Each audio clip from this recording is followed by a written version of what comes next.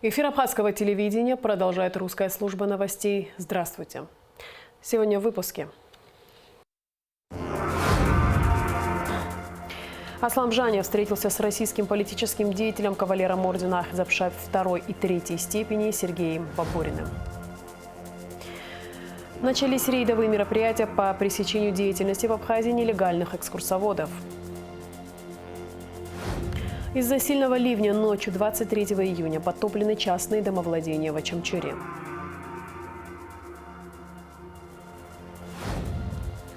В Сухуми прошла первая лекция проекта культурно-благотворительного фонда «Ашана. Здоровое поколение».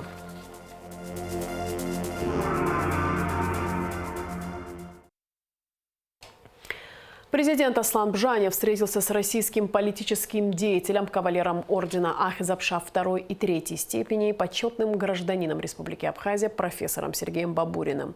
Глава государства поздравил Сергея Бабурина с избранием иностранным членом Академии наук Абхазии и подчеркнул, что в республике помнят заслуги российского политика.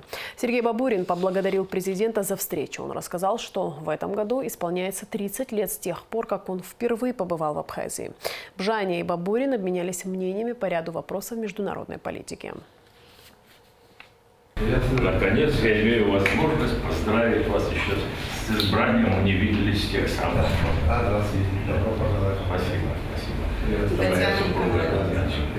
Спасибо. Еще раз добро пожаловать в Абхазию.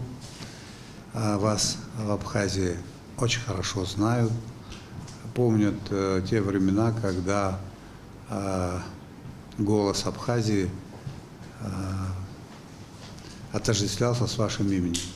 Вы были одним из тех, которые на всех площадках Российской Федерации, тогда, когда не было принято говорить о проблемах Абхазии громко, вы об этом говорили, мы это помним, и благодарим вас за ту поддержку неизменную, которую вы нам оказывали на протяжении длительного времени. Поэтому вы для нас желанный гость. Мы вам за это благодарны. И вы всегда можете рассчитывать на то, что в Абхазии вам всегда будут рады. Через каких-то 1,5 месяца будет 30 лет, как я впервые вступил на абхазскую землю. Это был август 1992 года. И действительно, имя Абхазии впервые с трибуны Совета Европы мне довелось произнести вот в конце 1992 года на первой же сессии, когда я показал вот эти игольчатые иглы, сказал об агрессии Грузии. И это для многих европейских депутатов это все было впервые, потому что ведь они очень предвзято всегда смотрели на все, что происходило на постсоветском пространстве. И то, что они применяют это против абхазов, против народа, это не очень было для них комфортно. И сейчас, конечно, вот я могу выразить свое чувство радости. Вот мы ехали когда из аэропорта, приятно было видеть много новых объектов. В парламенте Абхазии также состоялась встреча спикера Лаша Ашуба с известным российским политическим и общественным деятелем Сергеем Бабуриным. Во встрече также участвовал вице-спикер Астамур Аршпа. Лаша Ашуба поздравил Сергея Бабурина с избранием иностранным членом Академии наук Абхазии. В ходе беседы он отметил большой вклад Бабурина в развитие отношений между Республикой Абхазия и Российской Федерацией и его роль в укреплении двусторонних межпарламентских связей. На площади Свободы в Сухуми 23 июня собрались граждане, поддерживающие Джансуха Адлиба, который объявил голодовку 13 июня и требует от руководства Абхазии снизить цены на нефтепродукты. К собравшимся пришли вице-президент Бадра Гунба и премьер-министр Александр Анкваб. Премьер-министр в очередной раз рассказал о причинах роста цен на горюче-смазочные материалы. Пришел сюда, значит, за понижением цен на топливо, на показатели годичной давности. Вы же помните об этом, о чем я говорил? Да, конечно, помню. На бензин, на дизель, на газ. Да. Данная акция продолжается.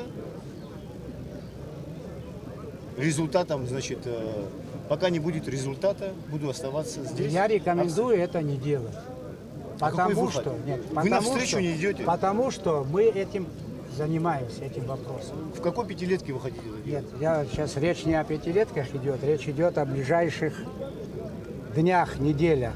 Если бы мы не занимались бы, мы же публиковали письмо Бжания, письмо Анкваба, еще несколько писем руководства Конкретные России. сроки. Я не могу сказать, что это будет завтра, Гонцов. Нет, в течение месяца, допустим, Я в не течение могу недели. это, мы во всяком случае дадим тебе информацию, но не здесь. Можем приехать к тебе домой, ты можешь приехать к нам на работу. Мы дадим информацию через тебя, через твоих представителей, какая проблема. Мы покажем все документы. Мы же не сидим сложа руки, а нам не нравится все, что происходит здесь. Давайте мы сделаем так. Может, мы позовем президента, может, с ним будем решать дела, если с вами не получается. Послушайте, да проще сформировать группу, да, группу и пойти к президенту в гости. Как мы предлагали прийти ко мне, как мы предлагали посмотреть документы в этих фирмах. Мы же не отказываемся от этого. Дочитюка я сделал карбоду, дочитал сколько от этого шел вас хавцап. Абра ихби айчгери намада хара ими пахускор хита шуяхштикор хита уси имадари бахи вас хавцап барокна هري أو تشا يجي بنزينك بتوحى وحشيت ورجي وحشيت هذيك هاي بيشوف شو بس خبزة قبل تامش كنت تكزنا حي نرتون نرت بان وتخزر في خش دخول نيوت هاي باول أو سحاط شو هبري أو أجينا بشو يحجر بشو حومي بحم وبريو بيحيو هبري هبري حيبرحو أيوة ميبحو ويجيبش زب أريد تورخو قوي حفظ خيد أتورخ هناخد شو فيديو كادر كاي بخهم شوي خم بيش عزق زنق جاك حاب شو كده بخهم بريكم غرزة يحب حيت الألتشاي ورز الألتشاي ورح بخزة يمي بحكم إن ديسر في تشكر شخر في يحب حيت الرجي الألتشاي بزي يورد وبس عايز قزايشان حاجة شاي يحب له بس حوجة ورجي وأبرا جباي يوبز يا حبيبي يا حيد. Ситуацию, связанную с ценообразованием на топливном рынке, продолжили обсуждать в Народном собрании на заседании Комитета по экономической политике, реформам и инновационным технологиям, сообщается на сайте парламента. Заседание прошло под председательством Резу Зантари. По итогам принято решение рекомендовать Народному собранию принять обращение к Кабинету министров с требованием принять срочные меры в области регулирования цен на нефтепродукты в части обеспечения стабильных поставок ГСМ на территорию республики по справедливым и экономически обоснованным ценам. Также Кабинету министров рекомендовано отменить постановление об утверждении порядка применения оптовых и розничных цен на некоторые виды нефтепродуктов и установлении предельных торговых надбавок. Принять новое постановление с учетом всех замечаний комитета и представить его в Народное собрание в течение 2 недель. В рамках целевой ведомственной программы развития сельского хозяйства первый вице-премьер-министр сельского хозяйства Беслан Джопу посетил Гулрыбжский, Ачамчирский и Ткварчалский районы, чтобы ознакомиться с реализацией сельхозпроектов. В селе Пщапху Семичкадо Беслан Джопу осмотрел крупный рогатый скот, который семья получила недавно. А в поселке Бабушара представители Минсельхоза посетили строящуюся птицефабрику. Беслан Джопу посетил цех по переработке и фасовке ореха фундука в селе Укум Ткварчалского района, а также сад по выращиванию голубики. В этом году второй год использования и освоения целевой программы развития сельского хозяйства с использованием средств именно с местного бюджета, республиканского бюджета. Это в частности по 100 миллионов в год, который сопровождает утвержденную Кабинетом министром программа. Вот согласно программе мы сегодня комиссионно изучаем в восточной части районов наши проекты. Это, конечно, далеко не все проекты. Мы несколько проектов выбрали, которые необходимо считаем, что надо проследить, просмотреть. Это и по животноводству, которое мы сегодня видели, вопреки всему то, что было сказано, конечно. Мы, они себя чувствуют прекрасно, они реанимировались. Вот вы видели, люди довольны, крестьяне, которые этим занимаются. Первым долгом у нас была задача улучшить породу нашего крупнорогатого скота. То, что обмельчало, то, что вот обычно, когда не идет осеменение, когда не идет улучшение породы, она так превращается. Вот для этого мы привозим из России из хорошей породы, которые применяются у нас в Абхазии, и они нашли свое применение. Сегодня они уже отелились, есть вновь родившиеся телята, и вот люди довольны. Касаемо других проектов, вот наподобие вот сегодняшнего проекта, где мы сейчас стоим, 8 гектаров голубики, этот проект, заявители этого проекта, они сами начали этот проект, сами организовали все это, потом уже по процессе освоения им потребовалась помощь от государства, они обратились, и мы и в прошлом году, и в этом году помогаем, оказываем помощь в приобретении саженцев, минеральных удобрений. Очень много чего здесь требуется. Именно голубика — специфическая культура, новая для Абхазии, очень востребована. И поэтому я думаю, что те, кто увидит, что здесь этот проект удался, очень многие захотят, конечно, это использовать. Вот вроде хороший проект. То же самое было и по птицеводству, и по другим направлениям. Я думаю, что мы делаем правильно. Эти небольшие для такого масштаба работы 100 миллионов тоже делают погоду для крестьян. Это почти в каждом селе 1-2 проекта, и люди видят, что можно этим заниматься. Согласно принятому решению Кабинета министров о развитии сельского хозяйства Республики Абхазия на 2022 год, в Гулеревском районе осуществляется более 15 проектов. Это по животноводству, по птицеводству, по бахчеводству и по овощеводству. На одном из участков сейчас мы находимся. Здесь фермер Ахсалба обрабатывает. Здесь будет арбуз. Сильный ливень ночью 23 июня стал причиной подтопления частных домовладений в Очамчире. Уровень воды местами доходил до полуметра. Городские ливневки не справились с огромным потоком воды. Первый выезд спасателей на откачку воды зафиксирован в час ночи. Личный состав Очамчирской пожарно-спасательной части работал всю ночь и утро. К 11 часам утра помощь была оказана около 20 домовладениям. По копейке, что собрала, моих холодильник нету, телевизор нету, стиральная машина нету. Что мы будем делать?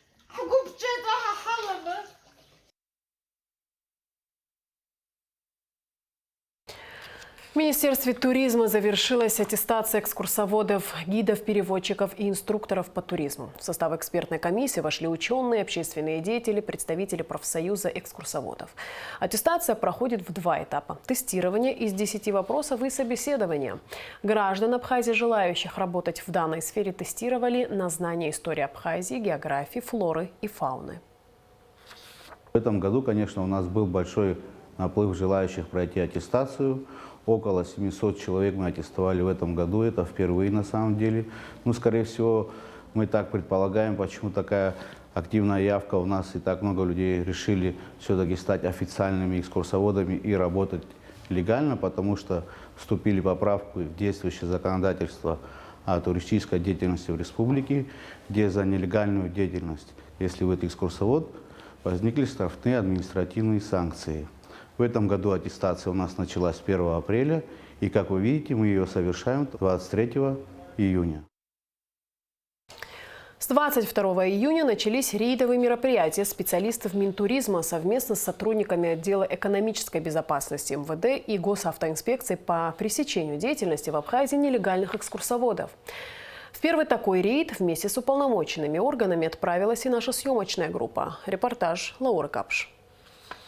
В последнее время появилось много так называемых гидов из России, которые проводят экскурсии и при этом искажают историю Абхазии, обычаи народа, более того, рассказывают мифы о республике, выставляя ее в невыгодном свете, что сказывается на имидже страны. Для недопущения таких случаев депутаты парламента Абхазии внесли ряд изменений в некоторые законодательные акты республики в области туризма, в соответствии с которыми осуществлять экскурсионную деятельность могут только граждане Абхазии. Также деятельность экскурсоводов без аттестации или с ее нарушениями будет наказываться штрафом. Сотрудников министерства уполномочили правом штрафовать нелегальных экскурсоводов.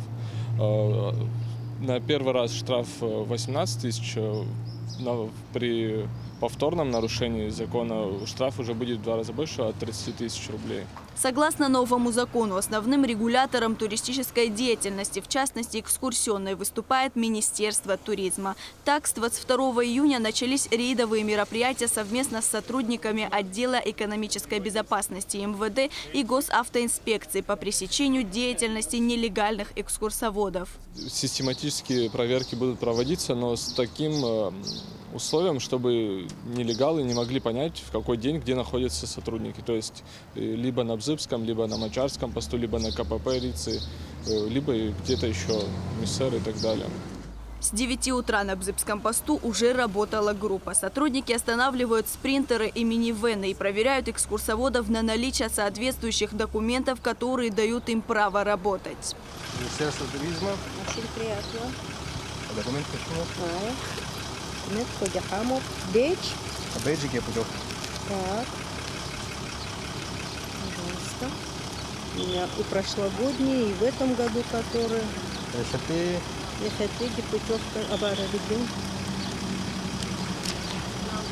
За минимальный срок времени было выявлено более 10 спринтеров, где экскурсоводами являются граждане Российской Федерации, которые не прошли аккредитацию соответствующую.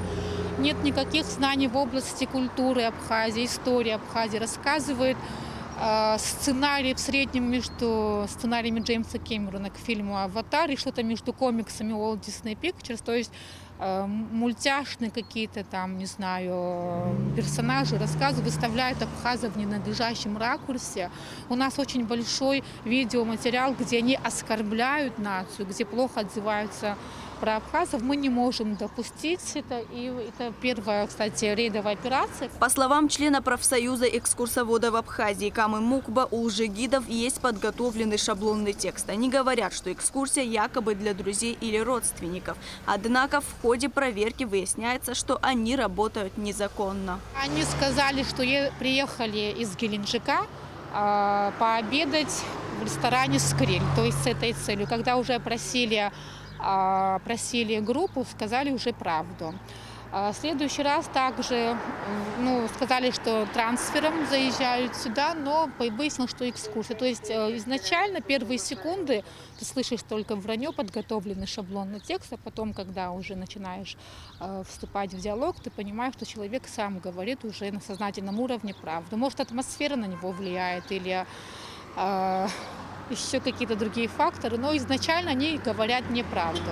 Наша съемочная группа также посетила Ритинский реликтовый национальный парк. Как известно, этот парк остается одним из самых популярных туристических направлений Абхазии. Большинство туристов хотят попасть именно сюда. Нужно отметить, что за состоянием парка здесь следят круглый год, но в летний период работы ведутся особенно активно. Все работы по хозяйственной части уже выполнены. На территории парка провели ремонтно-восстановительные работы дорожного полотна, а также заменили дорожные знаки и разметки. Дорогу мы подготовили, каждый водитель сегодня доволен, знаки дорожные подготовлены, все информационные знаки на своих местах, все реки обозначены, все территории обозначены. Но вы знаете, как особо таких проблем в этом году не было. Единственное, если вы заметили, по дороге на 7-м километре, это территория Бзыби, не относится на территорию парка, но все туристы и местное население проезжают.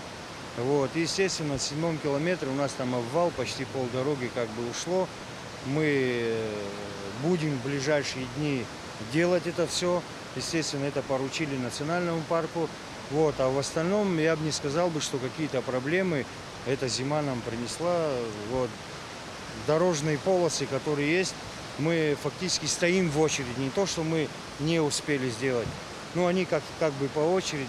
До нас, я думаю, на этой неделе уже дойдет очередь, чтобы ограничительные полосы сделать по дороге до Рицы, и до стоянки, естественно. Достопримечательность, пользующаяся популярностью, необходимо содержать в чистоте. Это понимает и руководство Ритинского реликтового национального парка. Незахламленная мусором и бытовыми отходами обочина дороги свидетельствует, что соблюдение порядка и чистоты на территории парка в приоритете. Вместе с тем здесь следят и за безопасностью туристов. Вся ответственность на инспекторах лесного хозяйства. Насчет безопасности скажу я вам так. По машинам, да, вот, например, туристы, которые заезжают, у нас есть бригады, это с Бзыби, ГАИ, и с Гудауты, которые разделены по всей территории национального парка. Вот. А касаемо безопасности, у нас работают инспектора лесного хозяйства на всех направлениях. Это Гекский водопад, это Куш-Бояшинское лесництво, это вся протяженность трассы у нас на Каменном мешке, на Рицах, на Ватхаре. И у нас сделаны смены. Где-то у нас по 5 человек, где-то по 3. Это все зависит от территории. Подъезжая к смотровой площадке над озером Рица, замечаешь, что гостей в этом году значительно меньше. Но в последние дни наблюдается хороший наплыв туристов, говорят работники парка. Туристы наслаждаются видом природной жемчужины Абхазии, катаются на катамаранах. Запечатлев все это на фотоаппарат, они могут посетить лавочки с сувенирами, посидеть в кафе и насладиться местной кухней. Мы отдыхаем здесь уже 4-й день. В Пицунде остановились. Вот. Нам очень нравится, природа невероятна. Рица, конечно же, восхищает своими красотами. Вы первый раз в Абхазии? Да, я да. Что еще планируете посетить? Так, на Новом Афоне мы были. Ну, наверное, будет пляжный отдых. Может быть, что-нибудь по дороге. Горячие источники мы еще думали. Что больше всего вам понравилось? Наверное, природа. Все прекрасно. Сгорели, не привыкли к такому климату. Очень добродушные местные жители. И развивается только в лучшую сторону туризм. Мы были в 2016 году последний раз здесь. Конечно, выросла инфраструктура, чуть лучше стала, отели лучше стали. То есть, в принципе, все замечательно. Спасибо. Очень нравятся ваши люди. Очень хорошие люди у вас. Прям такие душевные. Такого уже мало где встретишь. Что нравится? Море нравится, природа нравится. Я здесь уже 3-й раз в Абхазии. В 2006 году мы были. Больше 10 лет. И были поражены вот этой красотой природы. Люблю горы, и поэтому очень здесь нравится. Вот сестру привезла. Посетили почти все, кроме альпийских лугов. Никак не попадем на цветение тюльпанов черных. Нам очень-очень нравится, хотим еще. Я вообще хочу туда переехать, у меня уже такое желание уехать точно. Также туристы могут посетить Ауатхару, перевал Пыв или же Альпийские луга. Дорога открыта и расчищена. Лаура Капш, Алексей Баструков, Абхазское телевидение. Центр социально-экономических исследований организует проведение постоянно действующего семинара по теме «Абхазская культура в контексте национальной безопасности».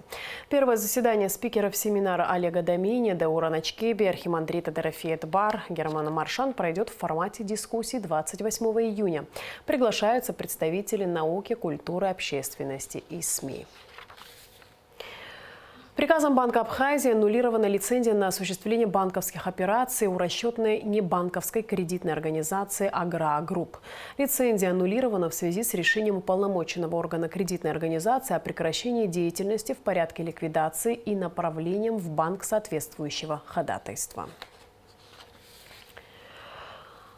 В Сухуми прошла первая лекция проекта культурно-благотворительного фонда «Ашана. Здоровое поколение». Планируется проведение уроков здоровья во всех районах Абхазии. Лекции и мастер-классы будут проводить специалисты в области гинекологии и педиатрии. Аманда Пони расскажет подробнее. «Здоровое поколение» – медицинский проект культурно-благотворительного фонда «Ашана». Партнерами проекта являются Министерство здравоохранения, Республиканская детская больница и столичная детская поликлиника, Сухумский родильный дом и женская консультация. Координатор Саида Хутаба рассказала о значимости проведения лекций в рамках данного проекта.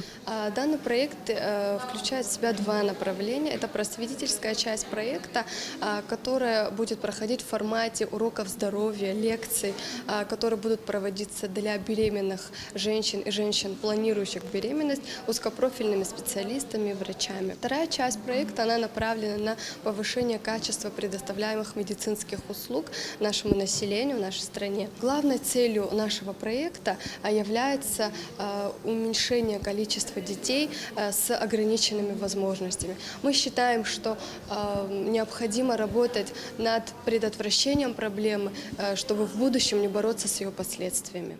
Главной целью проекта «Здоровое поколение» является помощь в улучшении общего состояния здоровья населения. Спикером первой лекции стала акушер-гинеколог Виктория Воробьева. Специалист рассказала, как нужно следить за собой на ранних сроках беременности.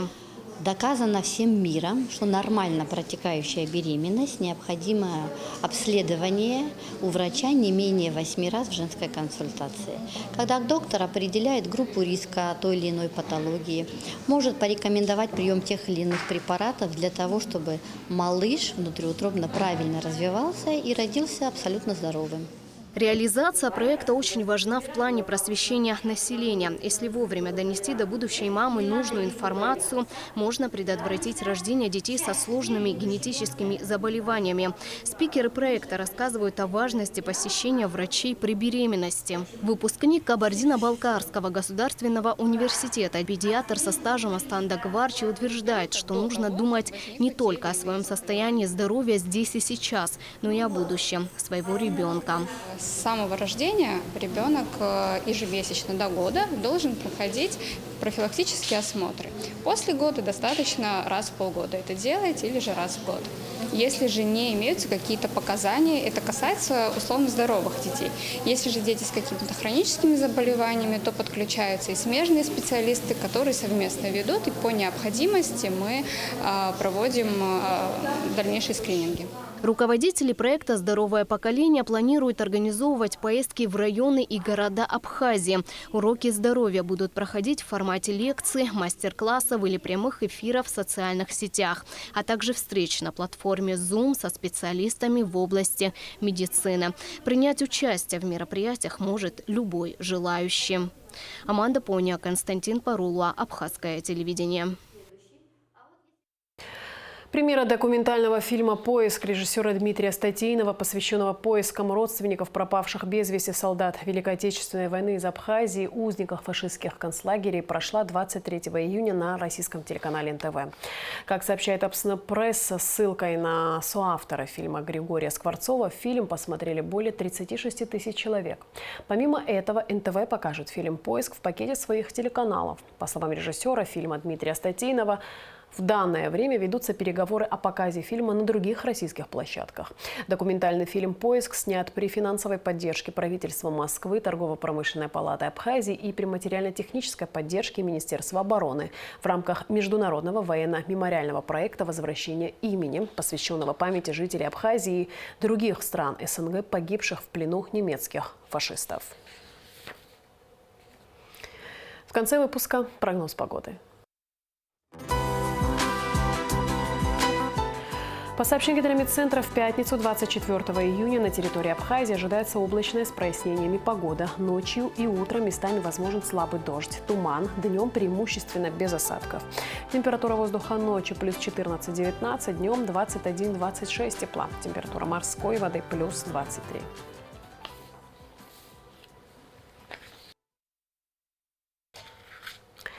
На этом наш выпуск завершен. Всего доброго и до встречи в эфире.